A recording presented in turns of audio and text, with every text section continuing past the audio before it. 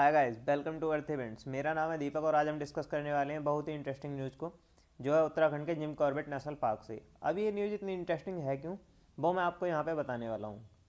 तो ये news interesting इसलिए है क्योंकि ये पॉजिटिव और निगेटिव दोनों ही पॉइंट ऑफ व्यू से इंपॉर्टेंट है। अब मैं पहले आपको न्यूज़ बता देता हूँ कि न्यूज़ क्या है।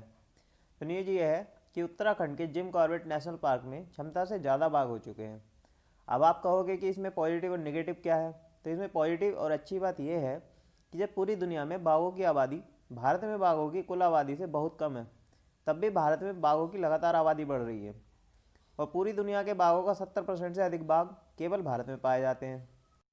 और नेगेटिव पॉइंट थोड़ा सा यहाँ पर जिम कॉर्बेट नेशनल पार्क के लिए है कि वहाँ की कैपेसिटी से ज़्यादा वहाँ पर बाघ हो चुके हैं, जो वहाँ पर कई तरह के क्राइसिस पैदा कर सकते हैं। तो हम जानेंगे इसके बारे में कि ये क्राइसिस क्या हो सकते हैं और इस पार्क में बाघों की संख्या कितनी है और इसकी क्षमता कितनी है। लेकिन मैं इससे पहले आपको ये बता दूं कि नेशनल पार्क बेसिकली होता क्या है। तो दुनिया में वाइल्ड लाइफ कंजर्वेशन के लिए जंगल के क्षेत्रों को रिजर्व जोन में डिवाइड किया गया था और ये रिजर्व जोन इस प्रकार से हैं: बायोस्फीयर रिजर्व, नेशनल पार्क्स और वाइल्ड लाइफ सेंचुरीज।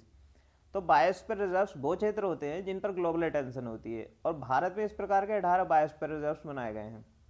और नेशनल पार्क की बात करें तो इन्हें किसी कंट्री की नेशनल गवर्नमेंट के द्वारा तैयार किया जाता है और भारत में इस तरह के अभी तक कुल 104 नेशनल पार्क्स हैं। और वाइल्ड लाइफ सेंचुरी उन क्षेत्रों को कहा जाता है जिनकी बाउंड्री का निर्धारण किसी स्टेट गवर्नमेंट के द्वारा किया जाता है और ये भारत में अलग अलग स्टेट में अलग अलग संख्या में है। भारत में इस तरह के रिजर्व जोन का वाइल्ड लाइफ प्रोटेक्शन एक्ट 1972 और कई अन्य प्रोग्राम जैसे कि प्रोजेक्ट टाइगर 1973, प्रोजेक्ट एलिफेंट आदि के तहत डेवलपमेंट किया गया था। और 1972 से पहले भारत में सिर्फ 5 नेशनल पार्क थे। भारत का सबसे पुराना national park Hailey national park है, जिसे 1936 में लुप्तप्राय बंगाल टाइगर की प्रोटेक्शन के लिए स्थापित किया गया था और इसे ही आज हम जिम कॉर्बेट नेशनल पार्क के नाम से जानते हैं। और ये नेशनल पार्क उत्तराखंड के नैनीताल डिस्ट्रिक्ट के रामनगर के पास स्थित है, जिसका नाम जेम्स ए जिम कॉर्बेट, जो कि एक आयरिश ओरिजिन के इंडियन राइटर और फिलोसफर थे और एक फेमस हंटर भी थे ये उस समय के। तो इस नेशनल पार्क के बारे में फिर कभी किसी वीडियो में डिटेल में बात करेंगे। चलिए अब चलते हैं वापस अपने टॉपिक की तरफ। तो अभी फॉरेस्ट डिपार्टमेंट के डेटा के अनुसार जिम कॉर्बेट नेशनल पार्क में 252 बाघ हैं, जबकि इसका कुल एरिया लगभग 1230 स्क्वायर किलोमीटर का है। तो इस एरिया के हिसाब से इसमें 238 बाघ होने चाहिए, जबकि नए डेटा के अनुसार इसमें 14 बाघ ज़्यादा हैं और आने वाले टाइम में इनके नंबर इंक्रीज भी होंगे। और यहाँ की क्षमता के हिसाब से यहाँ बाघों को कंट्रोल करना आने वाले समय में और भी मुश्किल का काम होगा। जिम कॉर्बेट नेशनल पार्क में बाघों की संख्या इतनी बढ़ रही है कि वन विभाग के लिए चिंता का विषय बनती जा रही है। तो देखो, इससे जो क्राइसिस पैदा हो सकते हैं वो क्या हो सकते हैं। तो वो हो सकते हैं जैसे कि फूड क्राइसिस हो सकता है, बाघों में आपसी संघर्ष की समस्या पैदा हो सकती है और बाघों का मानव के साथ भी संघर्ष का खतरा पैदा हो सकता है।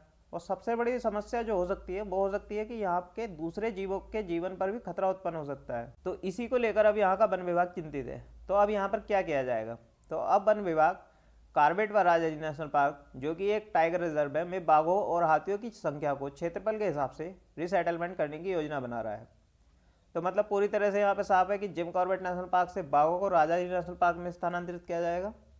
क्योंकि देखो, जिम कॉर्बेट नेशनल पार्क में 252 बाघ हैं, जो कि यहाँ की क्षमता से अधिक हैं, और राजाजी नेशनल पार्क में 820 स्क्वायर किलोमीटर में अभी लगभग 37 बाघ हैं, और जो कि वहाँ की क्षमता से कम है, क्योंकि यहाँ की क्षमता 87 बाघ की है। तो इसके लिए भारतीय वन्यजीव संस्थान या wild life institute of India के साथ मिलकर यहाँ का फॉरेस्ट डिपार्टमेंट एक प्रोग्राम तैयार कर रहा है। अगर हम wild life institute of India की बात करें तो इसे 1982 में एस्टैब्लिश किया गया था, जो कि ministry of environment, forest and climate change, government of India के अंडर आता है। इसका हेडक्वार्टर देहरादून में लोकेटेड है और ये एक ऑटोनमस इंस्टीट्यूट है। तो इसी के साथ वीडियो करते हैं समाप्त।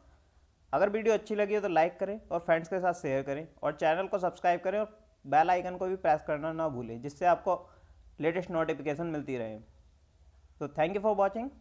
मिलते हैं अगली वीडियो में, तब तक के लिए टेक केयर।